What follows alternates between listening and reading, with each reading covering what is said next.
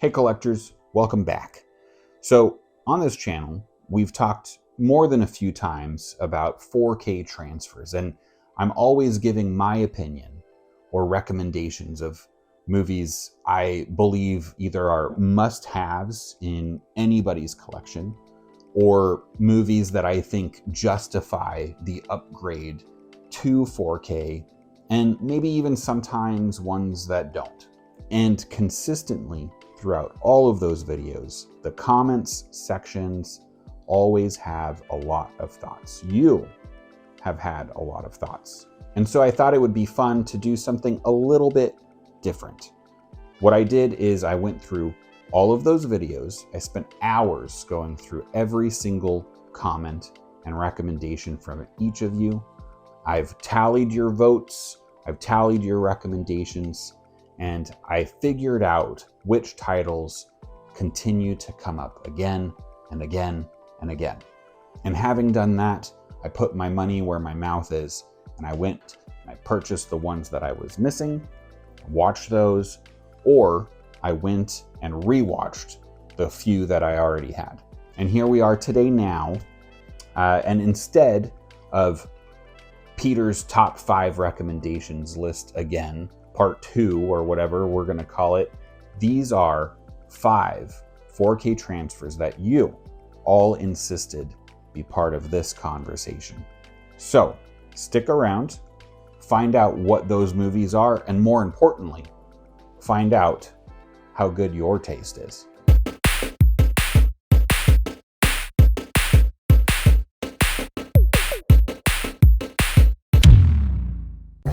Numéro 5. First up, we've got a film of mistaken identities with unexpected twists and some genuinely memorable set pieces. But really what you're watching is the great Cary Grant playing a version of Don Draper from Mad Men accidentally getting dropped into a James Bond movie.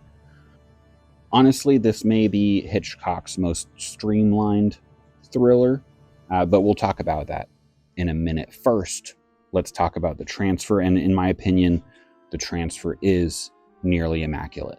Sourced from a native 4K restoration of the original film, the image is beautifully clear. Now, film grain is present and natural looking. In my opinion, never looks distracting. It does add texture, I think, to the image, and the colors on this film are richly saturated. Skin tones look terrific. The black levels are stable, and there's a wonderful sense of depth throughout the movie. Audio quality is equally strong on this release. There is a Dolby Atmos mix many of you will be happy to hear, and I think it does add a lot of dimensionality to the presentation. It's consistently excellent throughout without being flashy. There weren't any real moments watching this where I thought, oh, wow, where the audio blew me away. But again, very consistent, very strong. Now, a nice touch on the audio side from Warner Brothers is that this release does also include the original 2.0 mono mix. And I know exactly 3 people out there, out of all of you, who are pumping your fists up in the air at the thought of having that original 2.0 mix. And you know what? I'm happy for you, because like me, if you're the kind of collector who values original content and presentations the way they were intended, at the time that they were released, well, here you go. Again, as close to the original theatrical presentation as you might be able to expect these days. Now, I will admit, having sat with it, this is not my favorite Hitchcock movie. In fact, I'll blaspheme just a little bit and say that I think this may be one of the most inconsistent films from the director from that vision standpoint. Now, hear me out, okay? For example, the opening scene follows Cary Grant and his secretary walking through a crowd of people. It's one single shot. The camera follows them around and you just see the chaos around them, but always are focused. It's an absolutely mesmerizing scene. It's dynamic, it feels alive.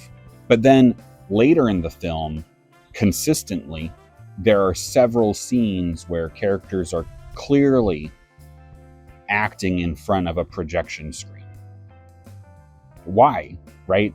You've already established the original shot with what could take place on screen, and then after that, it seems like shortcuts.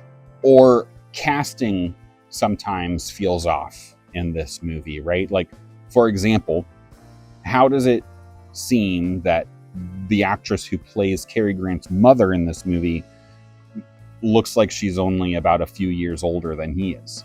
And Cary Grant's character is a smart guy, so why is it that being a fugitive, he thinks that he can get away with wearing nothing but his original suit and a pair of sunglasses, and no one will recognize him?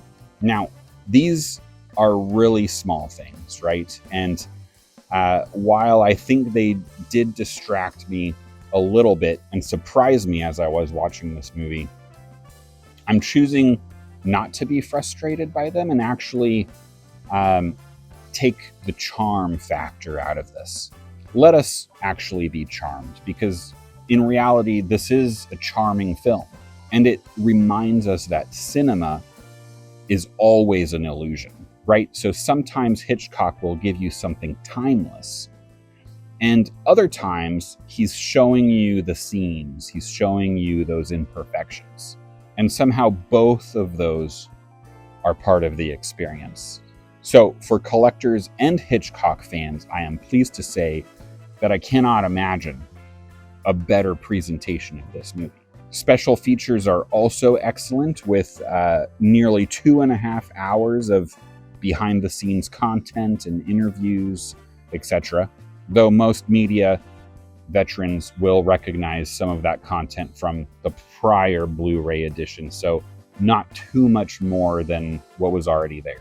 And can I say, Cary Grant in a suit, man makes a suit look really good, way more than I do. As a matter of fact, watching this movie, I was asking myself, is there a movie that Cary Grant was in where he's not wearing a suit? I couldn't think of any. I think he's always wearing a suit. But again, if you look as good as he does, why change the formula? And speaking of larger than life leading roles from Cary Grant, let us move on to another actor with enough charisma to conquer an empire. Numéro 4. Released just 1 year later in 1960 and directed by Stanley Kubrick, Spartacus is presented in its original 2.20 to 1 ratio, so you've got black bars on the top and bottom of the screen.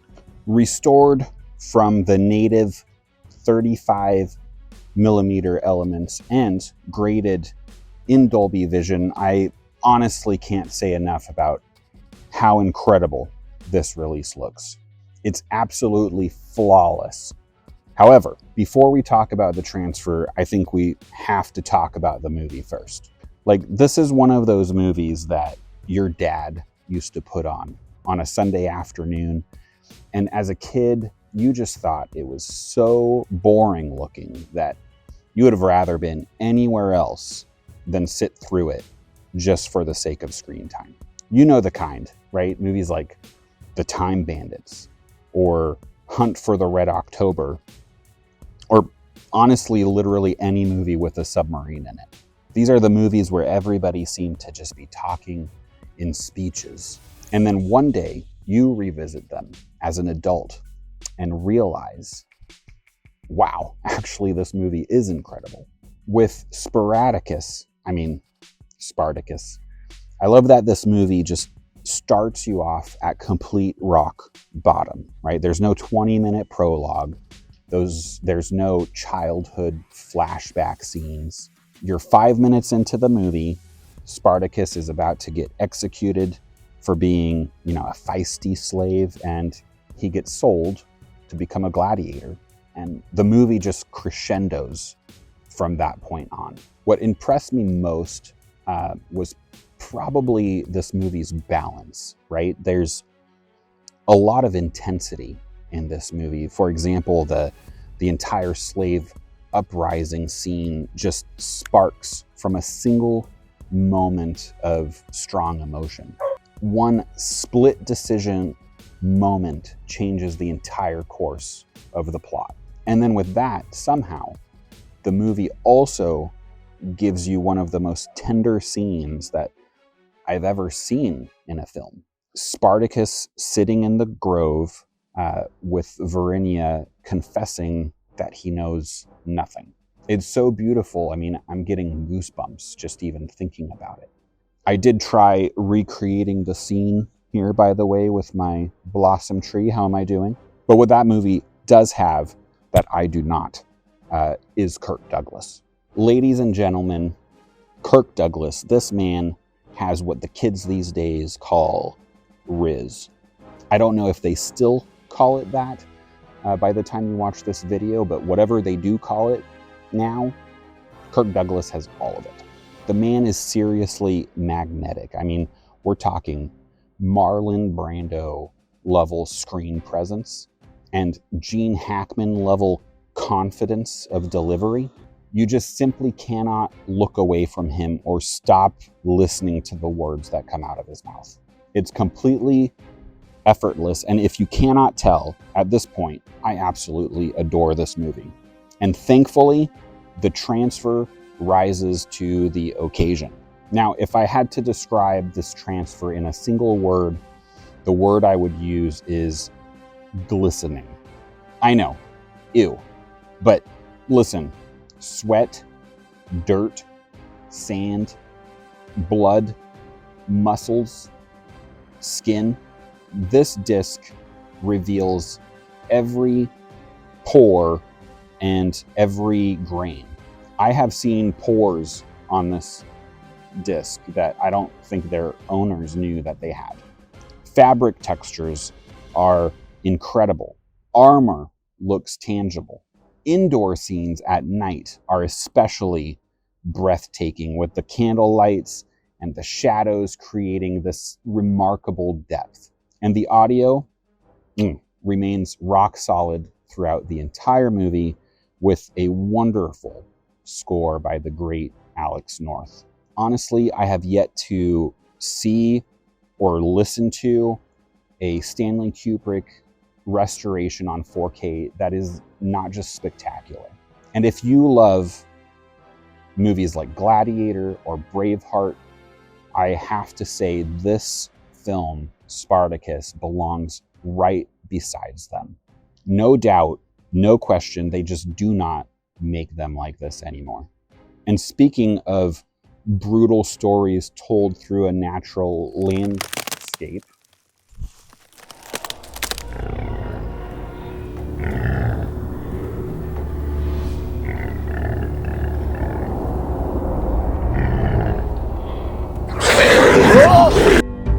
Numéro 3. Alejandro Inarritu's, I'm totally butchering that. Alejandro's The Revenant. Or, more accurately, how Leonardo DiCaprio spends 2.5 hours having what I could only describe as being the absolutely worst camping trip of all time. Every time you think things can't possibly get worse for Leo, the movie then treats that as a challenge. Released in 2015, The Revenant is presented in its original 2.39:1 aspect ratio with a native 4K HDR transfer and a DTS HD master audio at 7.1 that remains one of the best on the format. Now, before the image hits you, the sound does. Simple flowing water, crackling campfires, whispers drifting through the soundscape, snapping branches, crunching snow. And because such huge sections of this movie have absolutely no dialogue at all, the sound design has to do a lot of that heavy lifting, and it really does it. It does it brilliantly. Now, visually, this movie is absolutely stunning, right? I mean, it was shot both at 6.5K and 3.4K, and then finished at 4K for the final product. And to do that, it also relied heavily on natural lighting, which means when you're talking about using natural lighting, that contrast especially is so important. Contrast becomes everything to a movie like this. The firelit scenes especially are spectacular. I mean, the black levels are deep, outlines are razor sharp, and snowy vistas create really spectacular separation between the characters and their surroundings. And something that stuck with me most with this revisiting of the film this time around is how comfortable the camera is with variety. Sometimes the camera is static and distant, and other times it's uncomfortably close, which is why you have to watch me do this review at this particular angle, because I feel like 40% of the movie is at this angle. But somehow they make it work. Probably not me. Bear Kugo and I, we don't make it work as well. But despite that, other times the camera is moving with the action right through it. I'd say the camera work does a lot of the visual storytelling in this movie. There's a lot of show don't tell. It chooses to sometimes give you the space to breathe before it suddenly puts you face first into the brutality. Now, admittedly, The Revenant is not an easy watch. It's harsh, it's visceral, it's often unpleasant. I think this movie really asks the question, how many terrible things can happen to just one man? And then answers yes.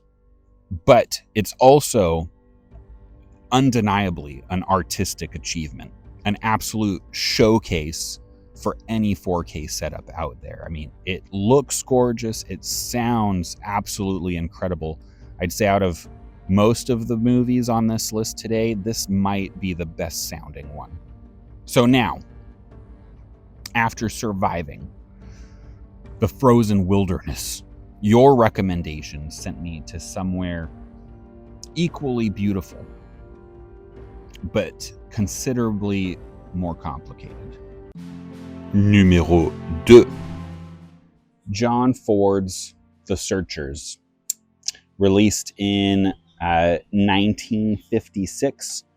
This restoration is sourced from the original VistaVision camera negative and presented in its original 1.85 to 1 aspect ratio, meaning it fills the screen beautifully. Dolby Vision grading was reportedly done with accuracy in mind, with the goal of preserving the look audiences would have seen in the original theatrical presentation. Now, before we talk about the movie itself, let's talk about the transfer, because it is gorgeous. Most of this film was shot on location using natural light and very minimal lighting setups, which may not sound remarkable by today's standards, but back in 1956, what that really meant was that they needed to haul all of their equipment into Monument Valley and work with nothing but the position of the sun. And you totally notice it. You notice it when the brim of somebody's hat just cuts through their face with shadow. You notice it when sunlight floods the valley outside of a doorway, but everything on the inside of the house is completely dark. You notice it when rocks and sand and the sky all seem to be living in the same physical space. Of every film on this list, I would say this one feels the most real. And almost to a fault, I would say, because this transfer is so detailed that occasionally the movie accidentally reveals that the props are actually props, particularly with some of the Comanche outfits, I would say, where modern eyes can immediately now kind of recognize Hollywood's interpretation rather than kind of that genuine nature of things. And while I'm nitpicking a little bit, the colors do seem to be a little bit muted at times. I wouldn't say undersaturated, but very natural. And natural is fine, but sometimes it takes away some of that filmic quality to it because it just looks a little too ordinary. I know this is a strange kind of complaint to make, but it's noticeable. Sometimes, as you're experiencing art, you want a little bit of extra pop. But really, these are tiny complaints overall, because this is the type of movie where you could just pause on any single frame, and right there you've got a picture worthy of hanging on a wall. Now, separating the technical aspects of this movie from the cultural aspects is nearly an impossible task, because this was made in a different time. I mean, when you think about cinematic history, 70 years was a long time ago. And while I do believe that this movie was pushing the boundaries for its time on how Westerns and cinema could tackle themes of culture and race and prejudice, this one can still be a little bit hard, I would say, for some modern audiences to watch. There's a lot of ugliness and intolerance that has to be witnessed in this movie before you get to the emotional payoff. And for me personally, I do think the movie takes a little bit too long to get there. The ending does justify the journey, and ultimately the message is one of love and tolerance overcoming hatred and prejudice. But getting to that point isn't always comfortable, and then again, maybe it's not supposed to be. Much smarter people than myself have spent decades analyzing this movie, reviewing it, studying it, and many will even place it on some lists of greatest of all time. One of the 20 greatest American films ever to be put on screen. And after seeing it, I do get it.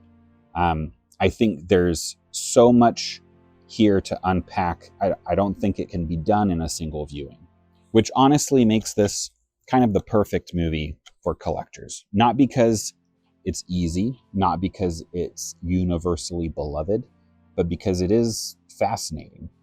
It's a stunning release containing a complicated and polarizing film, a snapshot of American culture and filmmaking that invites conversation.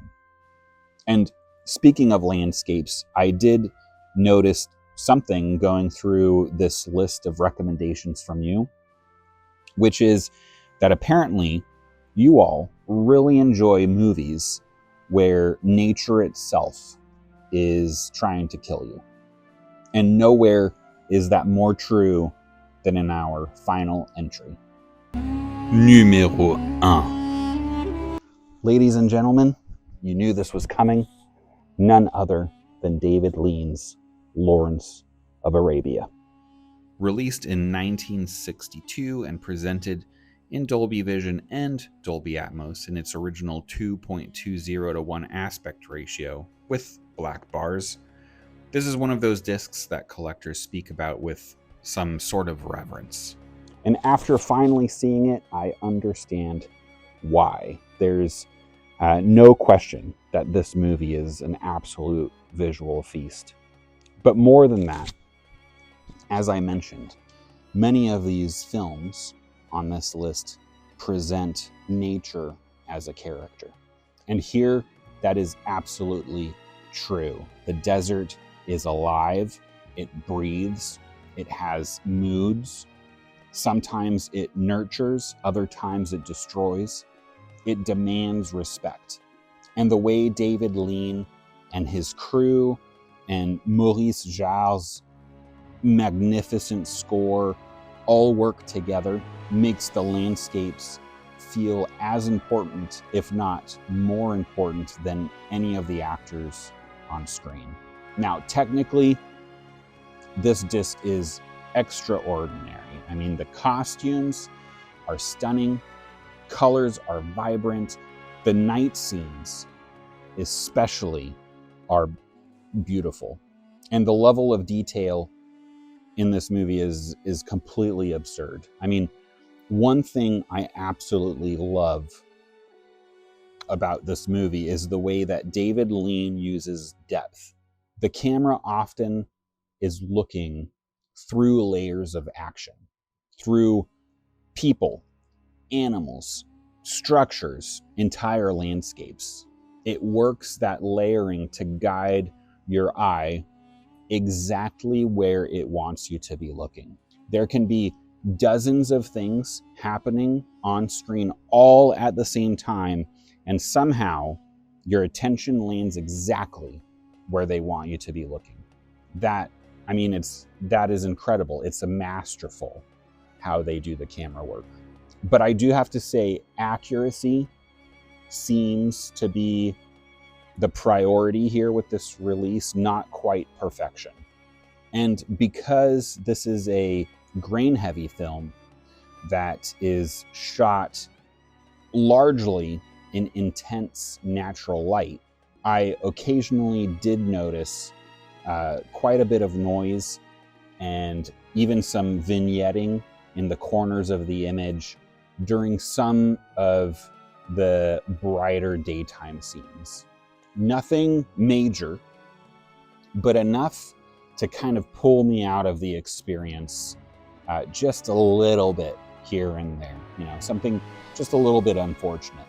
Still, those moments are fleeting because the overall impression of this film, the overall impression that it leaves behind, is one of just gigantic scale. Scale in the performances, scale in the cinematography, and scale in the sound design. Now, if you are coming into this a little bit blind and looking for something more than just the eye candy, I would say be prepared for a little bit of a slow burn. This movie does take its time, but there isn't a single wasted moment. Every shot means something. Every frame is composed with intention. Nothing in this movie feels like it's filler. And that's what impressed me most with this viewing. Not just the spectacle of it, not even all of the tiny details that are visible throughout the viewing, but it's the confidence. This movie never rushes itself. It knows exactly what it is and what it wants to deliver. And that's probably why it has endured for over 60 years. By the time the credits rolled, I wasn't necessarily thinking about how fantastic the transfer looked or anything like that. I was more thinking about how fortunate we are that movies like this still exist, that somebody out there cares enough to preserve them and to make them available for us to enjoy. And maybe that's the biggest lesson I've taken away from these 5 movie recommendations that you all have brought to my screen. Physical media isn't just about better picture quality, better sound quality. It's about stewardship. It's about making sure that these films, right, the good, the complicated, the beautiful, and the challenging, are still here for the next generations to come. So I need to thank you, because as you've seen, this list hasn't been a list of the best 4K transfers according to Peter. These were your picks.